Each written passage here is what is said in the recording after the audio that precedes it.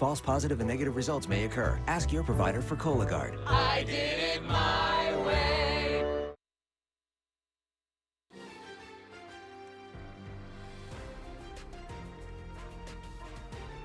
This is KCAL News Mornings. Welcome to KCAL News at 11 on CBS Los Angeles and streaming on CBS News. Shooting took place in a high-rise there. It's in a commercial area. Let me show you some video from the scene. Atlanta PD actually confirms that one person has been killed, 3 others have been wounded in this active shooter situation, and the suspect is still on the loose. It happened about an hour ago inside of a building. They are still going through that building, looking through other victims, and Atlanta police have just tweeted 4 photos of the suspect that they say they are looking for. If you can come out to my computer screen, I can show you. This is the man they say they are looking for in connection with this active shooter situation. They describe him as a male adult, a man. He's wearing dark pants, a light colored hoodie with a hood pulled up. He was wearing a mask on his face, and he appeared to be wearing a bag or had some sort of backpack in front of him.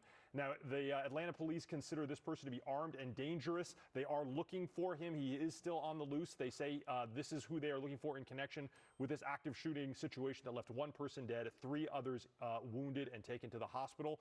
We are going to keep monitoring this situation and bring you any further developments. Until then, that is the very latest here from the desk. Ruta Bay, I'll send it back to you. Mark, thank you. We will keep an eye on that. The Writers Guild strike, meantime, now in day 2 of picketers, bright and early outside, rallying in front of several studios. KCAL News reporter Tina Patel is at the Disney headquarters in Burbank to show us the situation there. All of the writers that we've talked to out here today say they don't want to be here. They would rather be working, making the shows and movies that they love.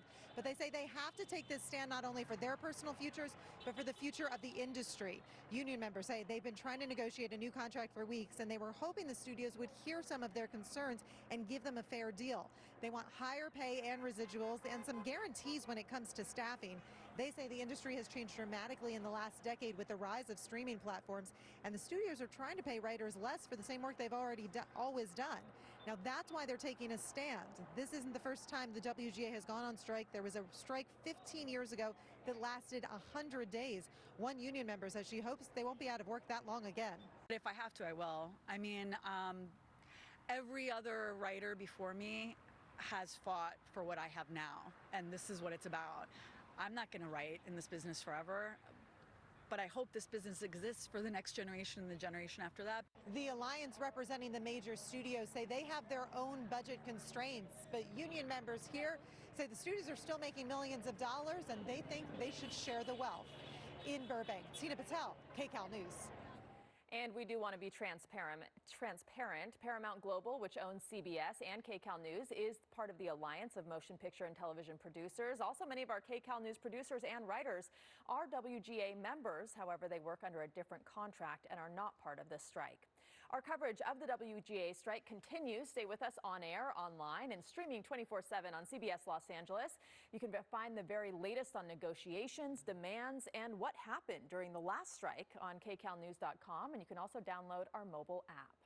Turning now to weather and a sunny start to the day, but rain on the way. Let's get right to meteorologist Paul Diano with our next weather storm track. Paul, hey. Storm track? Yeah, I know. Yeah, it's something we don't normally, Ruta Bay, talk about in the month of May, but we do have rain on the way tonight. It's typically one of our drier months, but everything's